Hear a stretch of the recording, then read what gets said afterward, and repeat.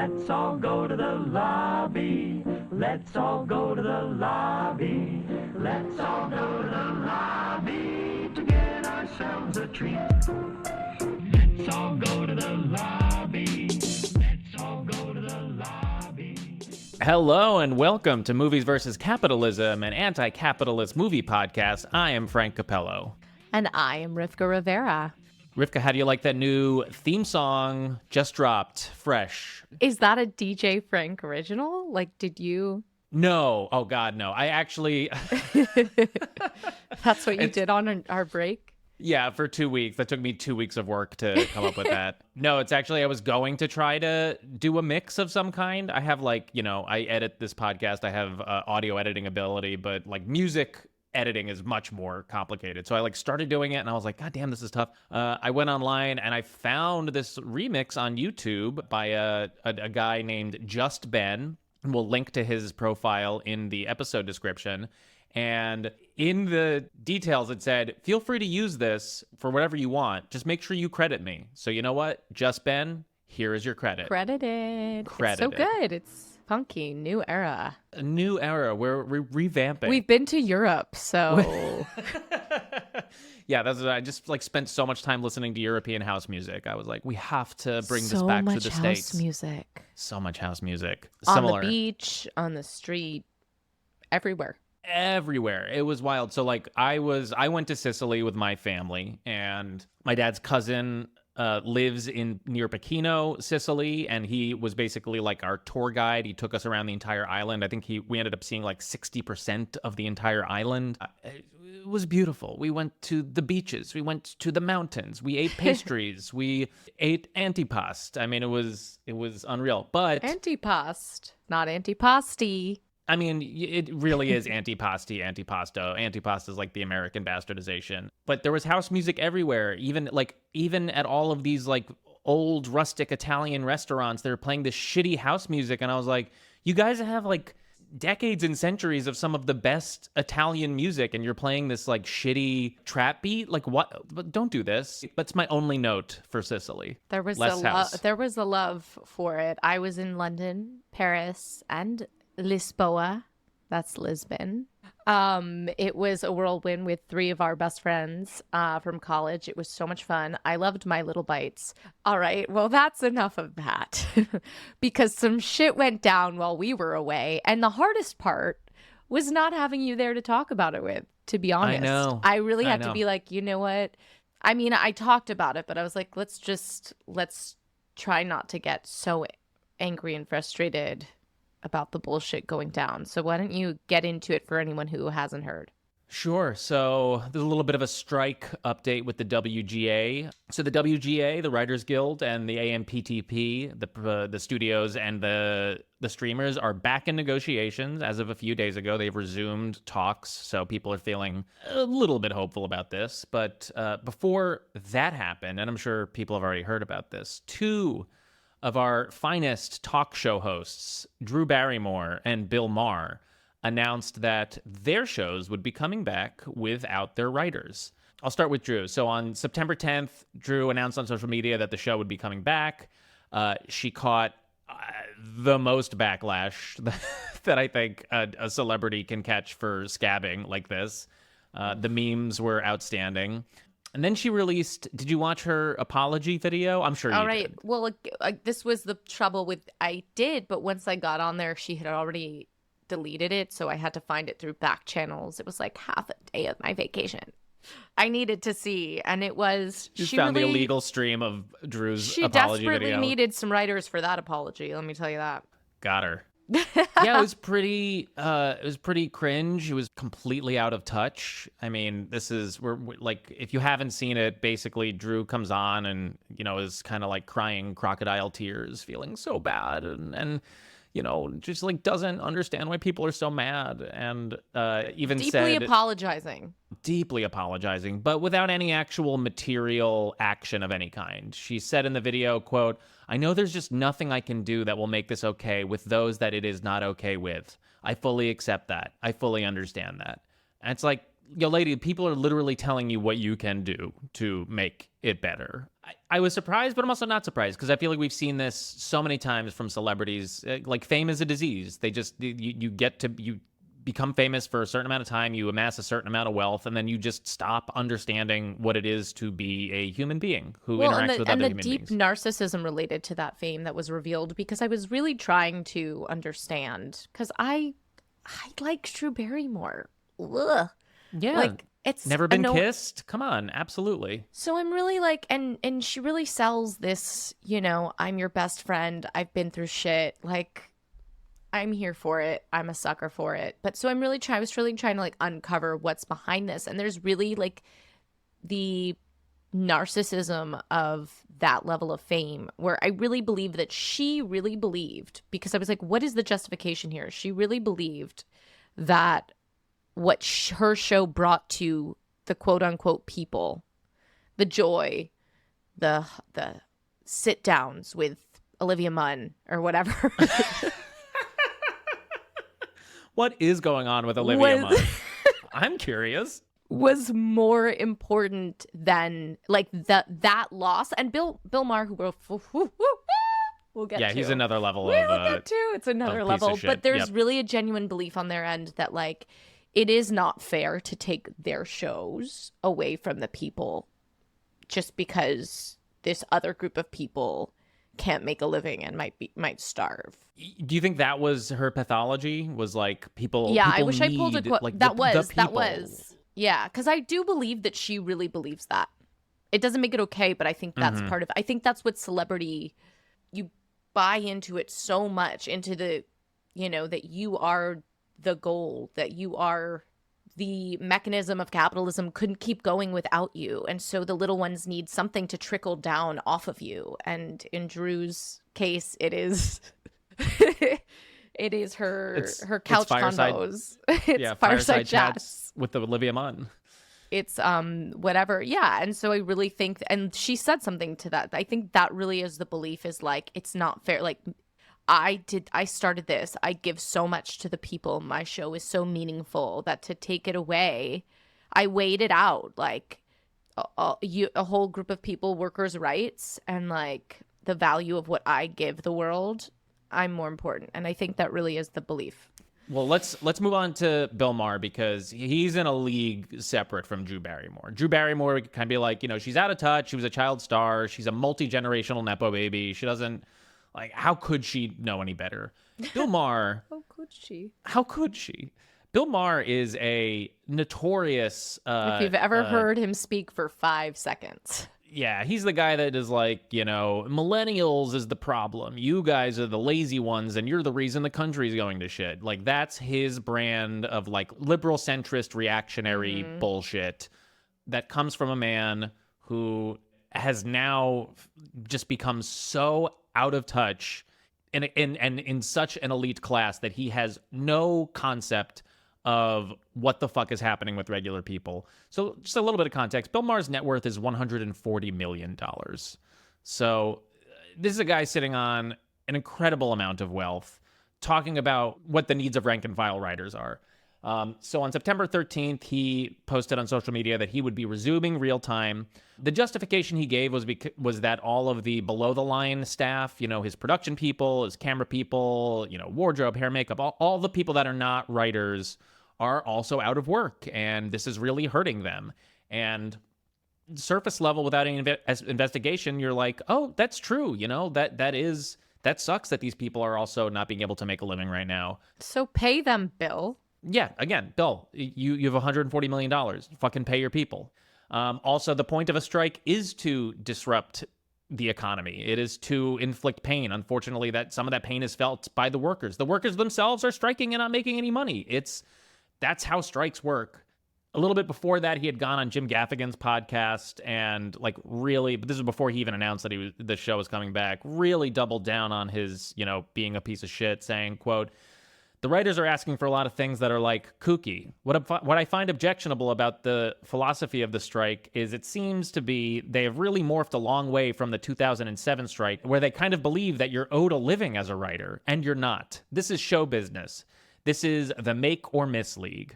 which is something that you hear from people who have found success, and positing that writers don't deserve to make a living coming from a guy who has found this massive amount of success is just so fucking out of touch and infuriating. No, it makes my blood boil, and I also have a horrific confession to make. You're secretly a real-time stan. No. You love new rules. But I once did. But what did I know? I was in high school, and also I feel like there was I knew not a thing, but I did go to a live taping once. Wow. Thank you for the disclosure, because I'm sure full disclosure in case it comes out. There's a photo of me. In case the hit piece against Rivka comes out. No, I appreciate that. I mean, I've like look, Bill Maher, the religiosity documentary he made a while back. I haven't seen it in a long time. I remember thinking it was good. He's been outspoken about organized religion, which I think is good. Like, not everyone is 100% bad. He's just, he's just like 95% bad. The last thing I want to touch on with him, and it's just something he got so wrong and just is demonstrative of his lack of understanding of the situation, is he said on that podcast interview with Gaffigan, quote, "They struck at just the wrong time. They have no leverage," which is just a wild claim to make, considering that Warner Brothers Discovery alone could lose up to $500 million this year because of the dual strikes. So when he says they have no leverage, he clearly doesn't understand how labor economics work, in that the labor is the leverage. The labor creates the additional value and the wealth. That is the leverage. That is the point of a strike. But, after receiving a lot of backlash on September 18th, he announced that real time will not be coming back. He said it's because the WGA is back in negotiating, so he's hoping that they can wrap it up quickly. But, as absolutely infuriating and annoying both of these instances were, I was heartened to see what public backlash can accomplish, because if there hadn't been the outrage over them coming back, they definitely would have just continued business as usual. Our shows are coming back.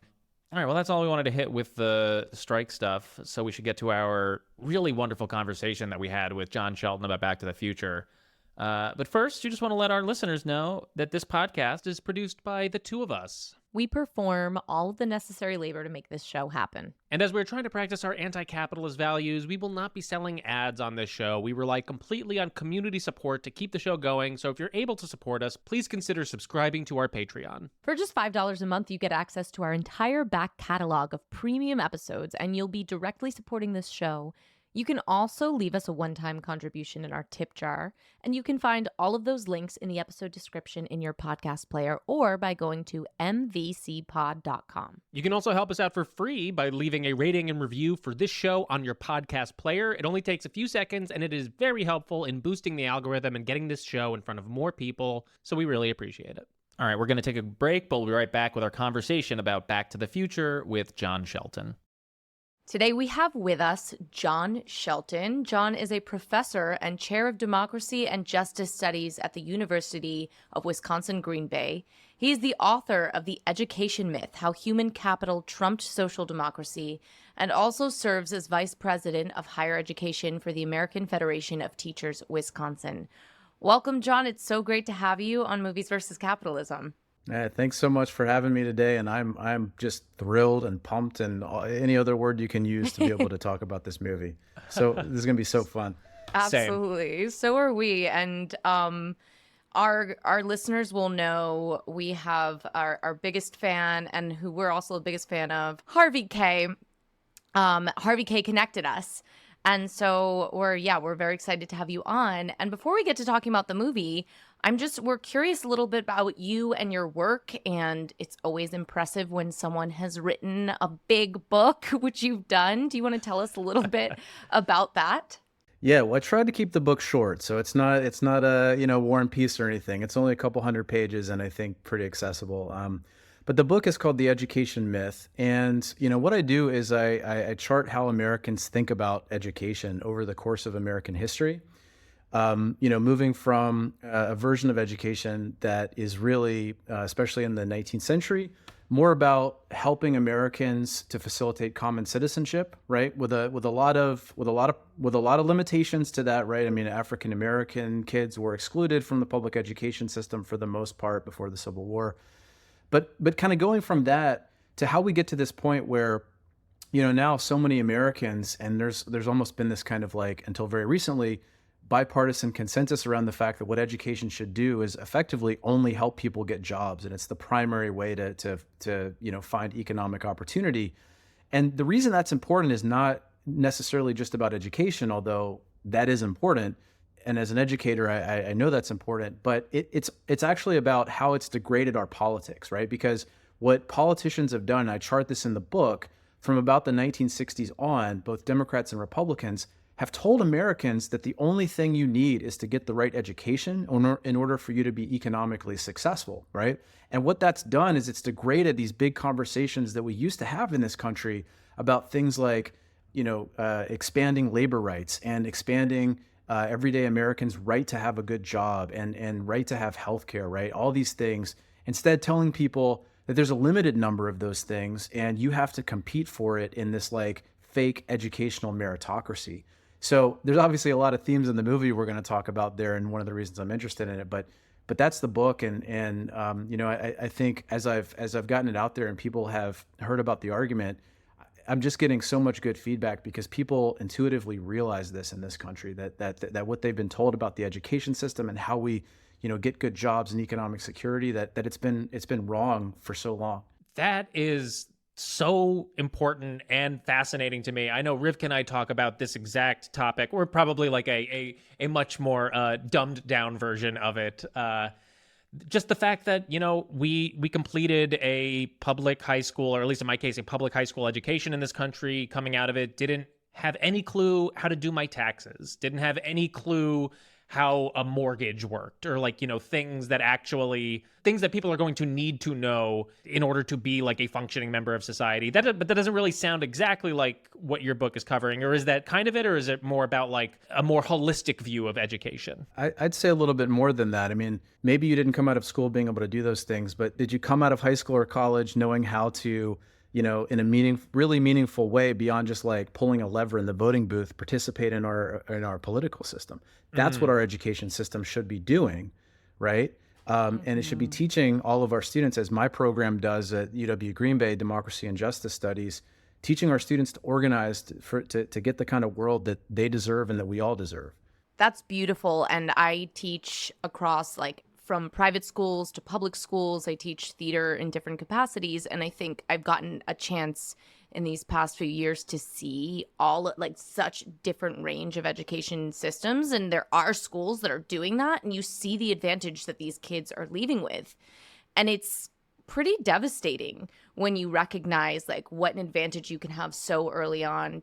Speaking to exactly what you're saying, the social emotional education of how do you work together to build collective, to build your social emotional capacity for happiness, which is the most important thing.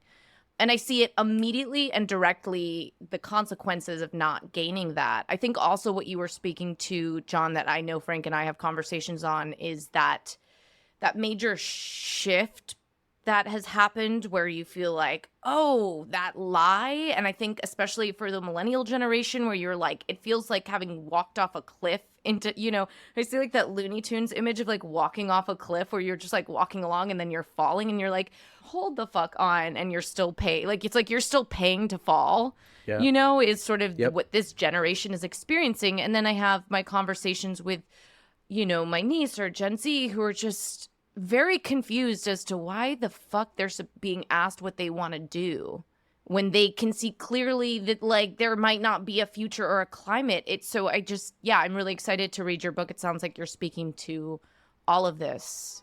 Yeah, and young people today, the students that I encounter, and it's changed I've been in Wisconsin for 10 years. It's changed even in the 10 years that I've been here. There is a deep sense of possibilities that would have been considered radical or not feasible, 10 or 20 years ago. I don't talk to any young person that doesn't support the idea of like universal healthcare or a tuition-free future for colleges and universities, right? Because Sure. they know that this version of a meritocracy they've been told that like work hard, get the right education, and things are going to be great for you. That's not working. I mean, young people in this country, it's bad everywhere. It's bad in Green Bay. They can't afford rent. They can't buy a house, and it's not because they're not working hard enough. It's because the millionaires and billionaires in this country only care about their own profits, and they've made it impossible for young people to do that. So, that's kind of where I ended in the book, is like really with this sense of there's going to be a lot of exciting political possibilities in the next few years, because the system that we've been all living in has shown itself to be morally and literally bankrupt. And so I'm like so excited about the future, honestly. That's really encouraging to hear that, Yeah. that's the consensus you're getting from younger people. I'd say, like, I don't envy, as a millennial, I don't super envy Gen Z, since they, just have to be on this planet a little bit longer than me. But I will say the one edge that they do have is that they were raised in a world where there were no false preconceived notions as to what world that they lived in. I know as a millennial, we very much were raised in, the 90s. Our parents were boomers, and they were like, everything's just going to keep getting better for you guys. And then, we all graduated college and we were like, wait, what? Like Rivka saying. There's no jobs. Yeah, there's no jobs. In fact, it's a recession and we're in another war. Yeah. Speaking of the lies we were raised with, should we get into this film? John, I was so excited that you chose this movie for us to watch. I will disclose, this is one of my favorite movies of all time. I have a tattoo on my body in reference to this movie. Whoa. It is, yeah. Yeah. Are we going to get You're gonna it? have to wait. You're gonna find out at the end. But I'll introduce the movie. We're talking about Back to the Future today. Directed by Robert Zemeckis, written by Zemeckis and Bob Gale, starring, of course, Michael J. Fox, Christopher Lloyd, Leah Thompson, and Crispin Glover. This movie was made for $19 million and grossed $381 million worldwide. This was a massive, massive film. And a brief synopsis, if you haven't seen this movie in a while. In 1985, Marty McFly, a teenager, accidentally travels back in time to 1955 using a time-traveling DeLorean car invented by his eccentric scientist friend, Dr. Emmett Doc Brown. That's Michael J. Fox and Christopher Lloyd, respectively. While in the past, Marty inadvertently interferes with his parents' first meeting, putting his own existence in jeopardy. He must then ensure that his parents fall in love and set the course of events back on track, all while trying to find a way back to the future with the help of a younger Doc Brown. Some historical context for the year this film came out, 1985. 1 year after Ghostbusters, which we covered on this podcast. Ronald Reagan is the president of the United States, having won his re-election the year prior in a historic landslide. Mikhail Gorbachev is named the new leader of the Soviet Union. On January 3rd, Mitch McConnell began serving his first term as senator of Kentucky. Ugh, Such a bummer. so long. Woof. For the first time since 1914, the U.S. owed more money to foreigners than it was owed. New York became the first state to require that all front seat auto occupants wear seatbelts or face a $50 fine. Blockbuster, Quicken Loans, Papa John's Pizza, Penn Station, and Samuel Adams were all founded this year. Michael Jordan is named as the NBA's Rookie of the Year. And the average monthly rent in the U.S. was $375. The average movie ticket cost $2.75. And that was after a decade of high inflation, too. So, John, the first thing we start the conversation with is we ask our guest, why did you choose this movie to talk about on this podcast? Yeah, that's such a fun question. I think the main reason is because I was born in 1978. And so I was 7 years old when this movie came out. And I can remember I had an uncle back in the 1980s. This was, of course, before you could, go on Netflix and stream any movie you wanted, or go on Amazon Prime and order any movie that you wanted, like, immediately. But what did people do? How did they see the movies? Exactly, right? So my uncle, he had videotapes of all these movies. He would rent them, and he would actually like play them and record them, right? So we had all of our own copies of them, right? Did he do like the double VCR thing where he would like play in one and record in the other? Exactly.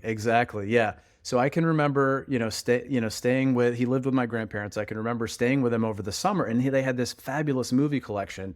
And I probably watched Back to the Future like 20 times one summer. I was just so fascinated by the idea of time travel, and, just continued to be fascinated by this series. I can remember seeing Back to the Future 3 in the theater. I was probably, when did that come out? 1990 or something like that. So I was probably like 11 or 12. I have a very vivid memory of watching that with one of my friends. And this has been a movie that stuck with me, and I've always been fascinated by the themes that have come up in this film, and even more so after the book that I wrote, right? Which is that, in the 1980s, you've got this incredible film whose argument, right, it helps us understand so much politically, I think, about this country, because, we'll get into, I know the particulars of the movie, but Marty and his family, right, they're downwardly mobile, they're struggling economically, they're losers. And the argument of the movie isn't, hey, go out and organize your friends and in school, or organize the people at work and make your lives better. It's literally go back in time and make your parents better and change your future that way by helping them succeed in the meritocracy. And we'll get into more of that stuff. But like, I'm just so fascinated by this movie for what it says about the political possibilities in this country. It's an utterly fascinating movie. Wow.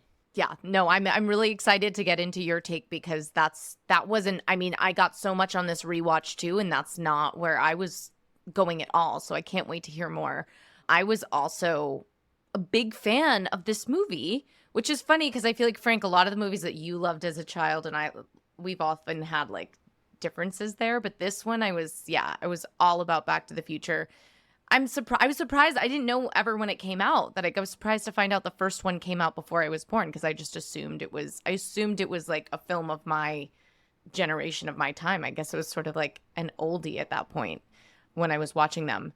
I think my biggest takeaway rewatching was just like, I just got this vision of all the like Silicon Valley, your Elon Musk, your Martin Shkreli, Elizabeth Holmes. I'm like, they too were watching this movie, being primed and ready for their like Silicon Valley exceptionalism.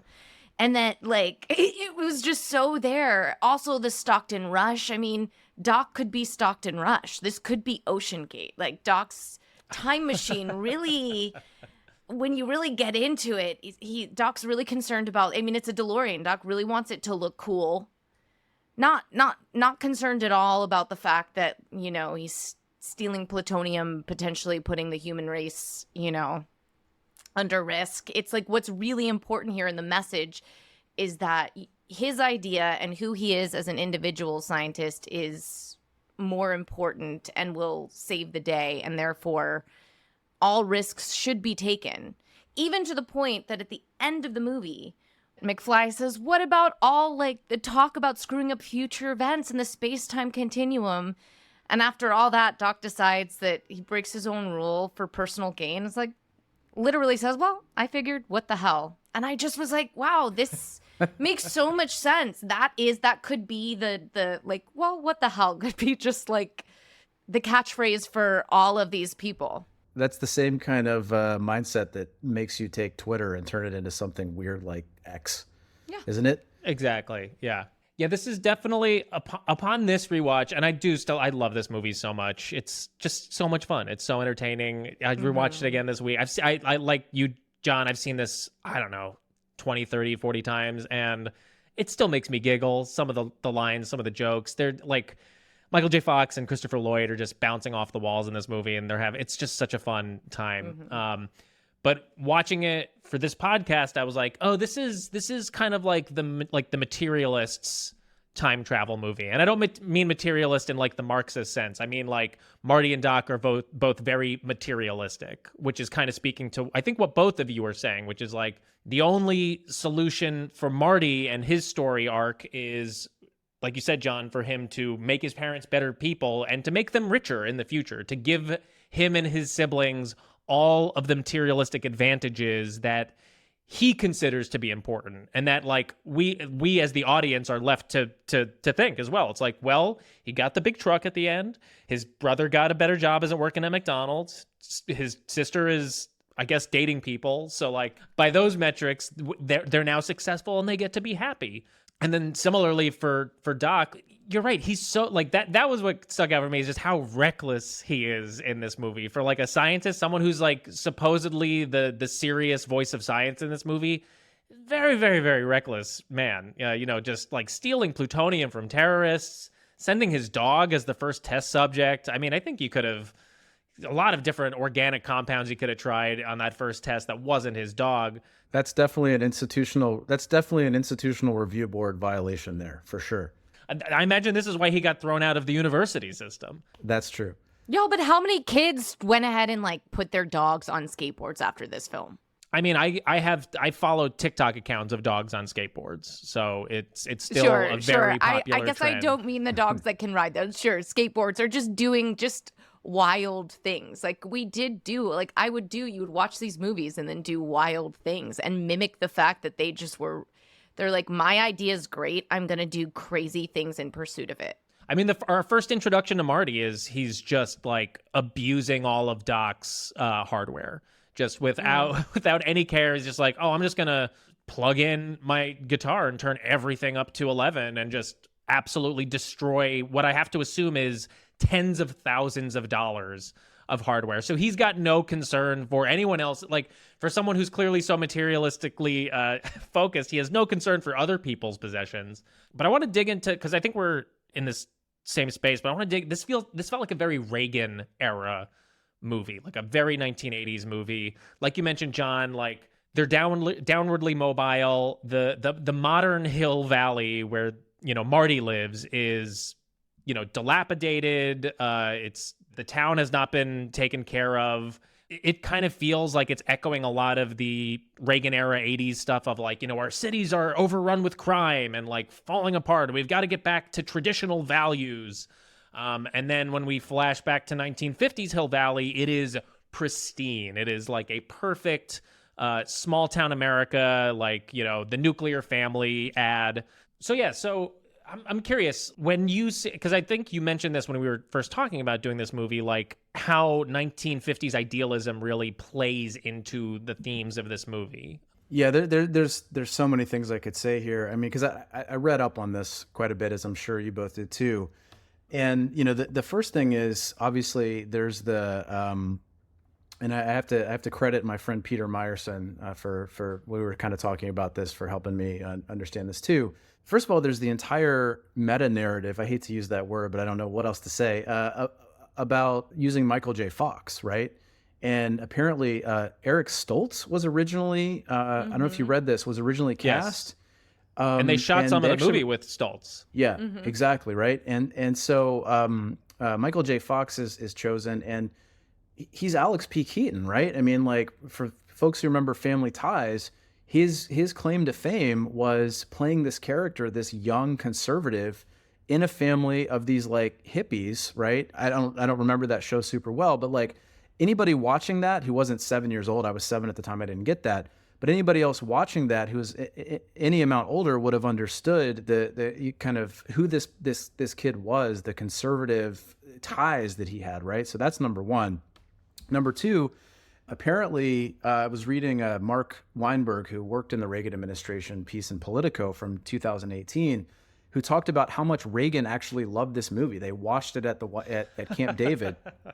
He got a kick out of the fact that obviously Reagan's mentioned in one of those early scenes, right? In I think the movie is The Cattle Queen of Montana, and that Reagan had this kind of like belief in destiny, and that like really spoke to him in this movie, that like time travel had gone and made things right that were supposed to happen. And then the other piece of this that we have to get into is the racial politics of all the stuff you just talked about, right? In terms of 1950s being this pristine time when everything was safe, and the 1980s being in Hill Valley this time of degradation, and there's a black mayor, right? And I got there's a great video that I watched that people need to check out if they're interested in this more. It's called Yo Black Pop Culture with Craze Creighton, talking about this. I just wanted to give this kind of shout out, but we'll link to it in the description of the podcast. Yeah, awesome. One of the things that he noticed, and I don't know if y'all noticed this, but this is amazing. In the 1950s, the clock tower is connected. It's the courthouse, right? Which is this symbol of, this video I was watching pointing this out, that it's the symbol of justice and everything. It's the Department of Social Services in the 1980s, right? And so there's this like sense that, like, you know, Black political power led by, you know, this Mayor Goldie Wilson, who, by the way, if you notice, he trumpets the exact same policy platform as the white mayor in the 1950s. Progress is his middle name, right? That it's become this like degraded place where, you know, welfare politics are like, you know, siphoning off the resources of, you know, the citizens of Hill Valley because of Black political rule. And this is stuff I'm adding to this kind of conversation from my own research on the 1970s from my first book, actually. There's a wave of Black mayors in the 1970s in a lot of American cities, right? People like Kenneth Gibson in Newark, Coleman Young in Detroit, Maynard Jackson in Atlanta. And they become mayors in these cities right when these cities start to undergo fiscal crises, because all the wealth is being taken out of the cities and taken to the suburbs, and you've got deindustrialization happening where corporations are saying, like, we can get cheaper labor elsewhere, and these cities all have fiscal crises, and it's the exact moment that Black mayors take control that all of a sudden they start facing all of these, like, you know, these sort of significant problems that are seen as degrading the cities, and those two things are equated with each other. That is a huge part of the portrait of this version of the 1980s with this Black mayor, and it is so important for us to recognize that.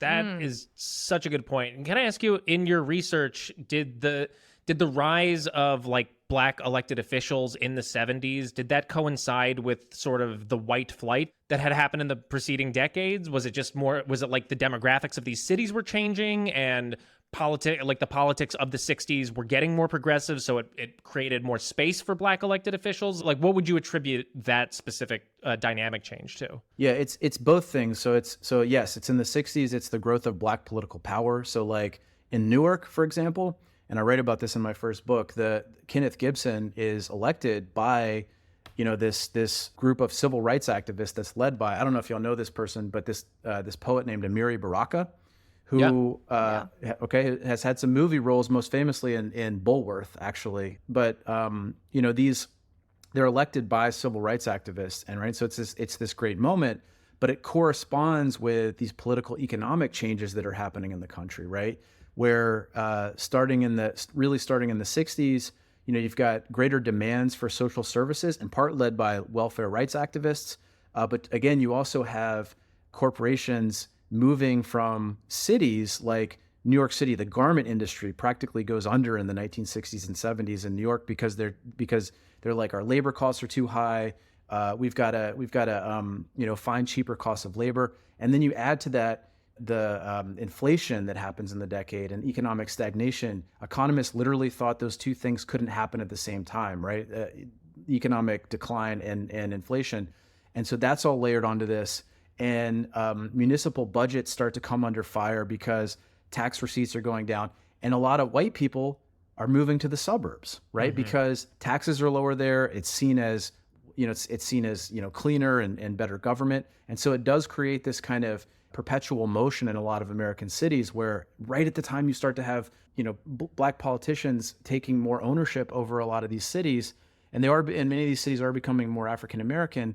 They're also facing these tremendous headwinds that make it seem like somehow it's like Black politics are somehow responsible for these things that are really almost all outside of the control of these mayors that I've been talking about. So it's a fascinating period. And Reagan had so much political gain from that, right? I mean, think about how he, you know, talked about these, you know, fictitious ideas about welfare queens and all these things. It's all targeted at you know, the big racial politics and other kind of political economic changes that were happening from like the late 60s until the early 80s. Wow, that's all so fascinating. I mean, the stuff that I feel like jumped out immediately for me in terms of the racial conversation in this film was just my awareness that I never felt every time it would go, even as a child watching back in time in this time machine. I was like, this does not feel quite like a safe place. And everything in the world is filled with all of these indicators of white supremacy culture. What these films teach us is like this text or just the text, the way it's used. You know, he talks about his mom as hot in this movie is thin. So anytime like hot is replaced because McFly is attracted to his mom, I'm never not grossed out by the Oedipal complex of it all. But he'll always replace like hot is thin. And at the end, she's like, Mom, you're thin. Additionally, it's McFly who gives the mayor the idea to become mayor. That's right. So That's right. I mean, he is this young white man who comes through and just sort of like, not only does he give the black mayor the idea that you will be mayor in the future, he actually is the reason that Chuck Berry is Chuck right. Berry. Like, so at the end, he's playing. One of the musicians can't play, so he has to play, and it's really important he plays at the school dance so that his parents can have their first kiss and he can be born. And during that, he's like, you know, he's playing songs because he's from the future that they haven't heard before. So he's playing a Chuck Berry track, but then the musician's cousin's like, oh, I'll call my buddy Chuck. This is the sound he was looking for. Like, that was just like, whoa. So, of course, Reagan loved this film. We're like, we're just adopting all cultures, white culture. It was wild. It's wild in that like movies from this era, even from like a filmmaker like Robert Zemeckis, who I imagine is like your boilerplate liberal Hollywood filmmaker, how much these small story points, these small themes, how much that they were influenced by what was happening at the time and how they incorporated things like this into like the things we're talking to into their films. I'm sure at the time not thinking like, oh, this doesn't have any, you know, real world ramifications, or this isn't indicative of a larger societal problem. But it does, like when it just like it reinforces all of the like, and a movie like this can be very insidious because it's very, very below the surface. Like no one is overtly racist. No one is over, you know, like there's not like all of these things that we're discussing are not on the surface. So they're kind of just all implied. And because it comes in like this, you know, this fun action comedy sci-fi adventure, I imagine it's easier to internalize, you know, things like this, like seeing a town in the 80s and being like, wow, the 80s crime is bad, but in the 50s crime is not bad. Wow, what must have been the difference? Oh, there is a black mayor. Maybe that has something to do with it. I mean, I know when we covered Ghostbusters, when they were talking about writing the script, they were like, yeah, everyone was starting a business in the 80s, so we made our movie about guys who start a business. And it's, you know, like it wasn't their intention to like to parrot some sort of like pro independent business message, but like they're just kind of like internalizing the things that are happening without a lot of conscious thought. And you know, think about how powerful that is though, right? And that's one of the reasons I love this podcast and the work y'all are doing is like, you think about how people are informed by racial politics, right? Or how they determine racial politics, right? I mean, maybe it's by listening to a politician talk about it. Maybe it's by reading newspapers. Maybe, as academics probably like to believe, it's reading academic stuff, but almost no one's reading academic stuff, so that's not actually happening. But this is a touchstone. This is a cultural touchstone, this movie, that so many people watched, and it because it's all subtextual, you know, this completely makes just reinforces, makes real a lot of the things that were happening without any challenge, right? A lot of the kind of assumptions that were already there, and makes it all the more difficult for anybody trying to organize against it to do anything about it, right? Mm-hmm. Because it's just this just seems so natural. It's such a fun movie. It's so enjoyable, and yet think about the work that it's doing, and it probably had a bigger impact than a lot of other conversations about racial politics that were happening in the 1980s. I didn't want to forget this because, and this is utterly trivial, but I think it's fascinating. So remember the scene you were talking about Marty has to go and play the guitar to keep his, you know, to make sure his parents actually get together. All right. And you've got the picture where all of the images of the individual, you know, siblings are starting to disappear. Why doesn't the photo itself disappear? Right? Who's taking that photo if none of the kids exist?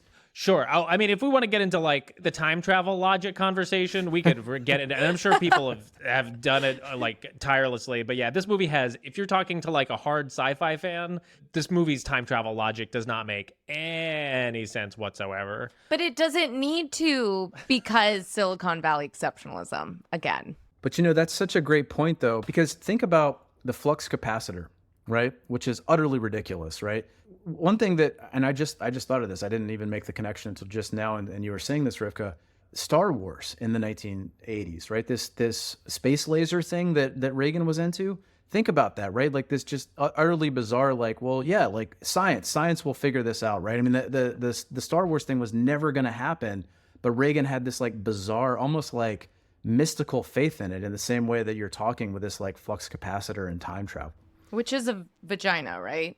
The flux. Clearly, yes, Like, those are ovaries. Like, yeah, those are ovaries. You're like, that I'm down with. Yeah. That metaphor I get. It all makes sense. Like, yes. Just along the lines of the conversation we're having around race, I do think we have to address just like the Libyans, as they call them, just the Libyans. Oh, yeah.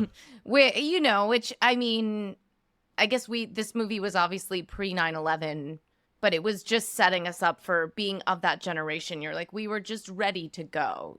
All films like this, we were just like ready to go, to be like, terrorist. I don't need to know more. I need one word to name bad guy. And again, the power of that subtext, the power of that already being in our communal imagination of what it means to be American and what it means to have someone attack that. We were just all brainwashed and ready for that narrative. I mean, it's such a common trope from movies from that time all the way through the fucking mid 2010s. Like that only has recently subsided and not completely. I mean, but it makes sense. This was the nearing the end of the Cold War. Russia was not as much of the villain of the movie anymore. So a lot of America's focus on who the next bads was already like everyone was looking towards the Middle East.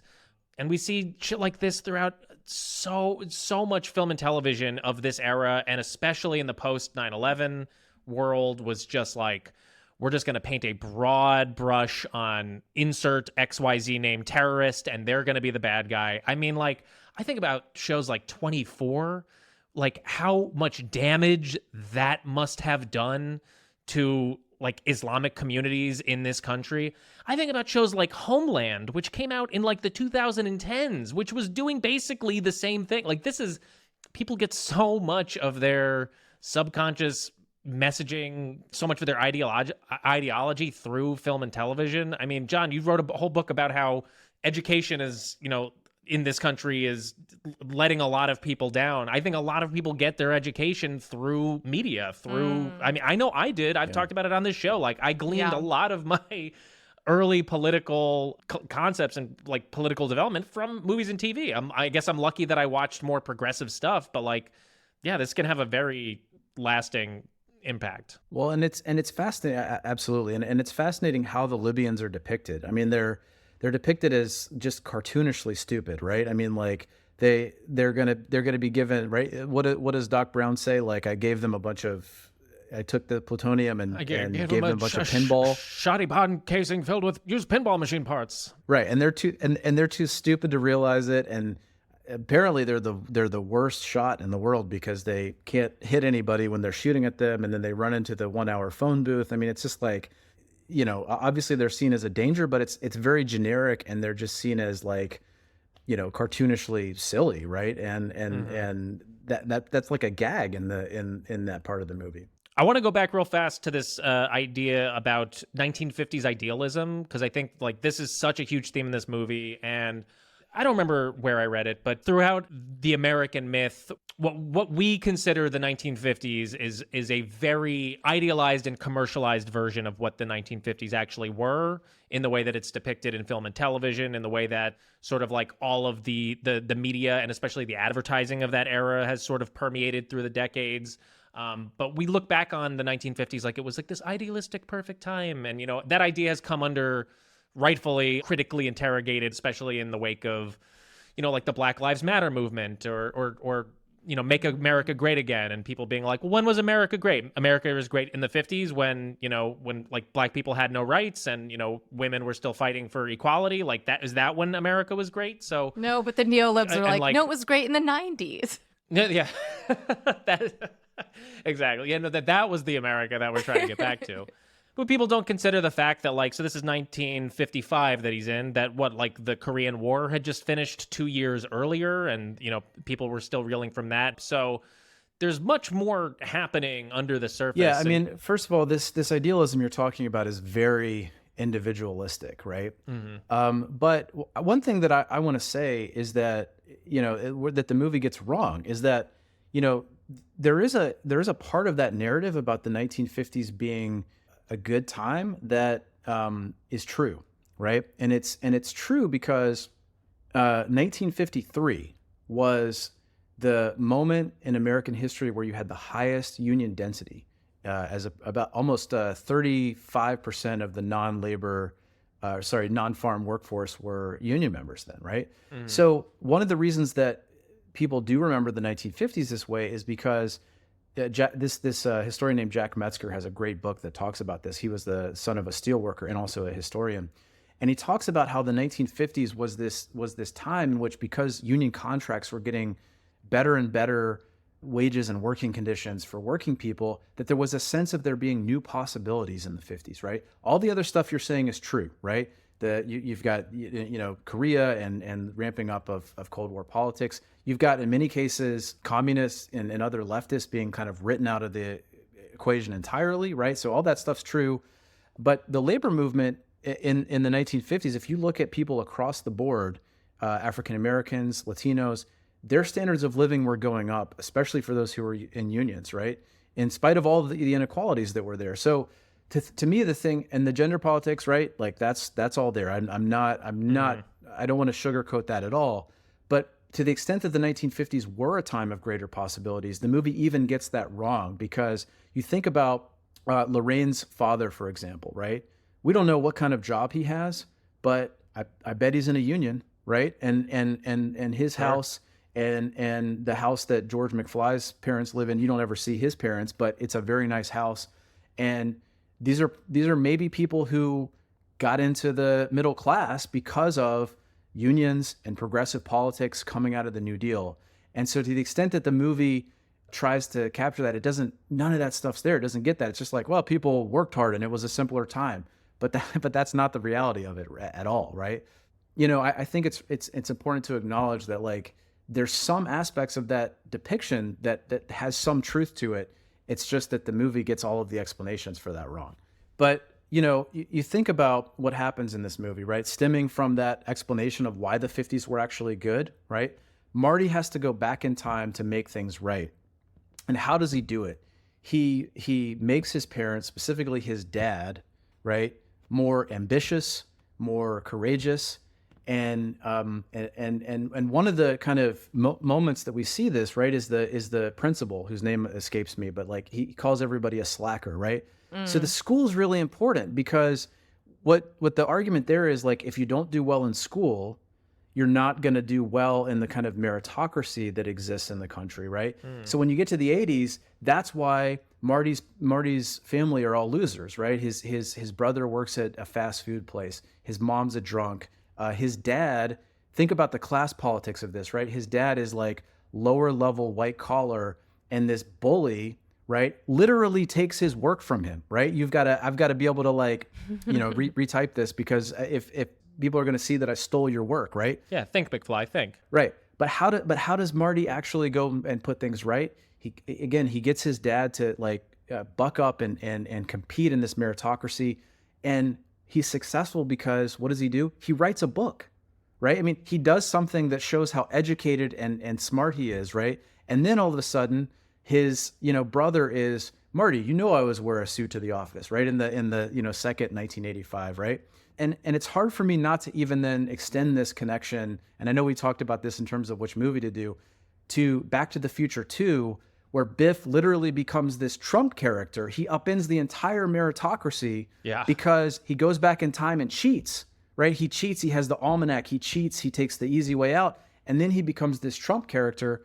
Who did Trump in 2016 and beyond, like, who did he really kind of see as his nemesis, or who hated him the most? It's professional class people who believed in this kind of meritocracy. You can extend this kind of all the way through into Back to the Future too. I'm so fascinated by this. Oh, Wow. We'll definitely have you back on to do Back to the Future too, because I'm learning a lot. I'm really glad you brought up that part about the way that Marty changed his father was to be a better individual, to be like the kind of individual that we quote unquote should be aspiring to be, which is all the things that you said: courageous, tough. It's couched in this sweet tale of this shy, cowardly guy finally standing up for himself and, beating the bully. And not only that, but like stopping a sexual assault. When you talk about the book, like I read it as, oh, well, he's indulging his creative side. He's being who he wants to be. And the Biff character, think about Biff, right? This guy sexually assaulted his future wife. He hires him to wax his car now, right? And it completely upends the class politics of the original 1985. Now the blue collar dude is in his place, right? He's now serving the professional class person who's successful. He's been subordinated, right? The class politics of this movie are so messed up. No, I was just going to say this makes me think just about where we started in the conversation about your book and what we learn about schooling from a very early age, and how there's this opportunity to be teaching different social emotional ways of being with each other. And I'm just like, wow, I don't know if I learned what the social hierarchy of school was before. Like, I'm pretty sure I learned it from movies, and then you go into school, and I know that I literally go into school thinking I'm going to mimic these films. I mean, or TV shows. Like, I have incidents of literally teaching kids to behave like episodes from Saved by the Bell. Because I'm like, that's how it works. You're trying to figure it out. But it is fascinating, especially when you're like the dynamics going in. You have all of these kids learning it, going and mimicking it, and it becomes a chicken or egg situation where you're like, I don't know at this point between media and schooling. But it's all about power. It's like what you're saying. It's just power dynamics. And how do I succeed in a system inside of school where I can survive? Someone has to be my fucking bitch so that I can survive. And maybe I'll have these tiny social constructs, but yeah, that kind of that's really disturbing. And don't ever question the system. Just figure out how you're going to be the person who comes out on top in that system. Mm-hmm. Yeah. It's you just want to be the winner and not the loser. For women, it's be thin and don't be, and actually this movie was interesting because I thought with the mother had a really interesting journey between herself as who she becomes as a mother and her ideas about like what she tells her daughter: don't drink, you don't want to be seen with a boy, don't be a slut. And then her younger self, and just, yeah, that virgin whore dichotomy about what that gains you to power and access. Yeah, I know, Frank, you were going to touch on this. Yeah, I wanted to talk about this before we go to the awards, because that was the thing that in this rewatch really stuck out to me that I hadn't fully conceived before, was how unfortunate of an arc Lorraine gets in this movie. Because when we're introduced to her in the original 1985 as Marty's mother, she's like you're saying, she's very judgmental. She's talking down on Marty's girlfriend. She's slut shaming. We're led to believe that she doesn't approve of any kind of, premarital sex. And then when we meet her as her teenage self in the 50s, she's very sexually adventurous and and like clearly is going after what she wants. But the movie is painting that in a way where it's like, oh, she's actually slutty. It's kind of felt like a damned if you do, damned if you don't kind of portrayal of female sexuality in this movie, where it was like, you can either be like a judgy prude or you could be like a dirty slut. And there's no in between space where you could just be like a woman who is confident in their sexuality. So like, and it felt like the movie was really didn't give you that in between. The movie was really like, she's one of these two extremes. And then I guess the end is her, just feeling a little bit more. She wins at the end because she's hot. I mean, thin. Like, that was the message. Right. And she's still sexualized, right? Remember the scene where they come back from playing squash or whatever the fuck it is that people in that, do at school, and George McFly, actually kind of smacks her on the butt, so she's still like, right. And even the Freudian elements to this, right? Think about that version of Lorraine that you're talking about, the uninhibited one. If you're taking the Freudian analysis of this, right? Like, she's still not a real person. She's there simply to serve as the mother figure that Marty has to, like, he has to figure out this like Oedipal complex to like get through, right? And so she's not. There's never any serious exploration of her as a real character, right? Which is just pretty much par for the course of most films at this time. The flux capacitor being a vagina is important, because in this analogy, it's like you're either in or you're out. Like, are you giving birth, or are you like, which way is the baby coming out, penis going in? Of course, there's like all the dimensions of creation, and but the film does just that dichotomy. There is a version where there could be like such a powerful, like, it is very emotional to think that you could go back and have this interaction with your mother at this young age. And there is like this, there's so much potential, which was really sad, for this being actually very healing for a young man to go, who's like at the peak of, like, he's dating this woman, he's about to take her out to whatever, to drive, and be interrupted and go back and be able to have going up to the lake. Yeah, to have this moment and learn about womanhood through the lens of his mother. And there's an alternative film there that could be very healing, but instead it's and what you learn through this is, because this is such a movie about the young male experience, the toxicity of this patriarchy on the young male, like that you see that Lorraine even says, she doesn't want to date George because she wants to date McFly, her son, because he's what a real man is. And there's just, you keep throwing down, like, a real man is someone who either pushes a woman around or protects or pushes the man who wants to push the woman around. Like, it is so disturbing. And people might say but this is the narrative that all of these young men are getting. And this is also the narrative that, again, women are going into their, and you're like, oh, okay, I guess this is how we play these power dynamics. So it's lots of toxicity. It's sad. But there is, I want to see that other version of that movie. Yeah, the gender politics of this movie may be worse than the class politics. Yeah, very much. And people might think we're making a mountain out of a molehill, but like, as we mentioned up top, this movie was a massive hit. This movie is a worldwide phenomenon. I don't think there's anyone on planet Earth who has not seen Back to the Future, or at least a few scenes from it. So, when we talk about the themes of these movies and how they are extrapolated and interpreted by people, we're talking about stuff like this. This is like massive mass culture. So it has the impact, whether intentional or otherwise. All right. Did either of you have anything else you wanted to hit before we go to the awards? The DeLorean. Oh, yeah. Okay, do y'all know the backstory on the DeLorean? Like the actual car and... Yeah. A little bit. Not really. I know that it was like an 80s flash in the pan, some hot new design, it was trying to be that like the futurist version of what a cool new car looks like, but that's it. Right. So I looked this up, and this has to fit into a podcast on capitalism in some way, because this was fascinating. The DeLorean was the company was created by an American automobile manufacturer named John DeLorean, right? He was an executive for, some other company. And so this was the only model they ever created. It was manufactured in Ireland, right? Because they got some deal on, from being able to not have to pay as much in taxes. And it wasn't doing very well. And so the executive who created this, John DeLorean, he was arrested in October of 1982 trying to smuggle $24 million worth of cocaine into the United States. And he was doing it to try and keep the company afloat. He was caught up in a sting operation, which he was initially acquitted of, but only because he was entrapped. It was sort of how the court case came out.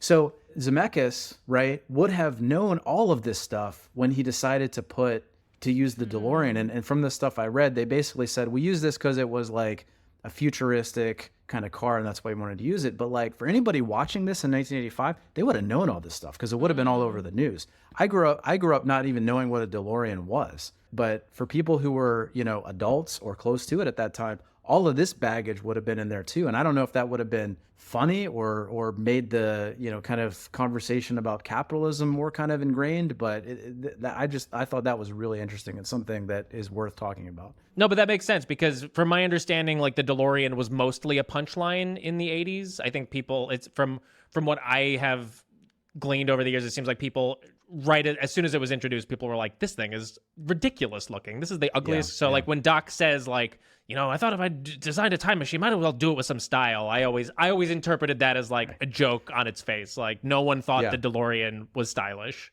All right, John. Well, I could honestly keep talking to you about this movie all day, and we'll definitely have you back to do part 2, but we have to move to the awards. So we give out 3 awards every episode for this movie. The first one is called A Point with a View. This goes to the character with the best politics in the movie. Oh boy. Jesus. Yeah, not a ton to choose from in this one. Okay. No, I got it actually. The African American musicians who are playing at the dance. Oh. Right? Yeah. They actually, weirdly, they have the best politics. Why? Because they actually, get Marty out of the trunk. They help him, and they give him the chance to actually play in the band to keep the concert going. Right? They're pretty much the only characters in the film that do anything that's not self-serving. That's Absolutely. a really good one. I give it to the band as well. Potentially someone. What's the name of the band? The Starlighters. Potentially based on the Great name. backstory that you gave us, John, for the family. I may say the grandparents, because now I have this idea that they interesting. have union jobs and they're, and they seemed like a pretty happy, delightful family. Right? I don't remember. They really liked their TV. They were excited about that. Oh, and you know what? I'm sorry. I know we're just supposed to be doing the awards. Georgia McFly is a peeping Tom. Jesus, that's awful. Yeah. Was that not ever resolved? And that's just like a funny thing. Like, oh, he's out there, peeping on the woman that he eventually marries, and that's just a joke. That's just a throwaway thing. Ew. Yeah. I don't know why Yeah. in my head filled in. I was like, they resolved that somewhere, and you're right, they didn't. I made a note of it. I was like, that's got to be like they'll tell us that he was looking at for aliens or something. No, he was really just peeping. Boys will be boys. All right, our next award is called Despicable You. This goes to the character with the worst politics in the movie. We got some better contenders for this one. I think it's probably got to be Biff Tannen. I mean, he's a bully. He commits sexual assault. I don't think there's anyone worse in the movie. He's Trump as a young man. I'm gonna say Doc. Ooh. Doc was not doing it for me, and Christopher Lloyd's so amazing. Like as a kid, that was my just everything. As an actor, so amazing. I didn't see it. Doc is what is Doc bringing to the table other than potential like end of the world catastrophe? Does Doc ever really even tell us why? Beyond like the cool, like beyond I am a scientist and I must. Do we know why this is so important? I no, we never get any sense of his motivation or his arc at all. And actually, pretty much none of these characters, other than like maybe George McFly, have an arc in this movie. But yeah. I mean, Doc has one line where he said he squandered his family fortune to realize the time machine. So maybe he's trying to make it back, or maybe he's just trying to make his name in the scientific community, but doesn't seem to be altruistic, that's for sure. No, I think Rivka's right about this. I mean, this is the exemplar of the scientist who's like, we're doing this because we can do it, right? It's like the entire conversation now about AI, where it's just like, hey, like maybe this is going to fuck everything up, but no, we're just going to do it because we can do it. We have the technology, right? From nuclear weapons. Right, and there's the nuclear tie-in too, of the plutonium, from creating the nuclear weapons, during the 1940s, all the way through AI. Right, so many scientists. I wasn't thinking a lot about this angle, Rivka, but this is a great angle for this film. That's really insightful. There's the horror version, Christopher Nolan, like instead of Oppenheimer, it's just like Doc. Yeah, that's right. You know what? You're right, because the damage that Doc could have done would have far supersedes whatever Biff was up to in his dumb car. Even Biff, you can feel bad for a little bit. Obviously, this comes from the second film, which we're going to get into. But like, Biff has in terms of his class politics, he's poor, right? And he doesn't live with his parents, right? I mean, so there are some explanations for why he is the way that he is. All right, Rivka, you won us over. And Doc Brown. it is just fascinating. This came out right after Ghostbusters, which is like they would all be hanging out. They're all, you know what I mean? They're like all hanging out. They all Oh, have the yeah, same. yeah, yeah. So our next award is A Star is Scorned. John, this goes to the character that's maybe a supporting character in this movie, but that this movie should actually be about. We want to see a feature on this character. I think you already answered this. The John DeLorean? No. I know he's not in this movie, but I'd still want to see that movie, is what I'm saying. Lorraine. Lorraine. Oh, yes, Lorraine. Lorraine. Yeah. Yeah, imagine how this looks from that perspective. I mean, I'd never thought about it this way, but, this could have been a feminist movie, right? Where a young man goes back in time and actually learns about his mother, right? Instead of her just being a prop that he needs to like get together with his dad.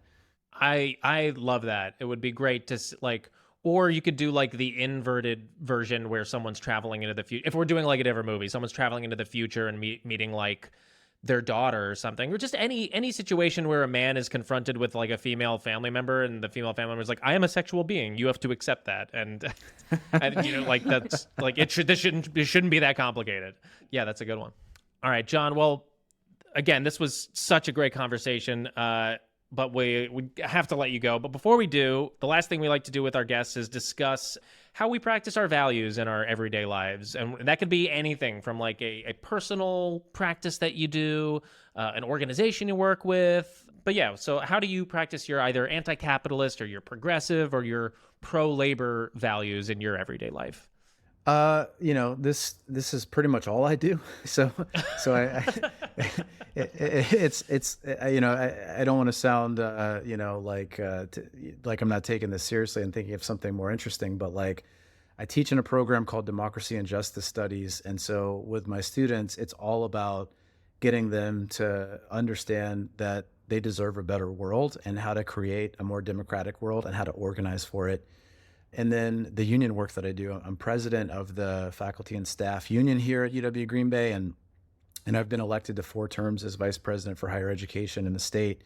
And for people who don't know about Wisconsin, right, like folks probably know something about like Act 10, this law that was passed 12 years ago that took away all meaningful collective bargaining rights from public employees.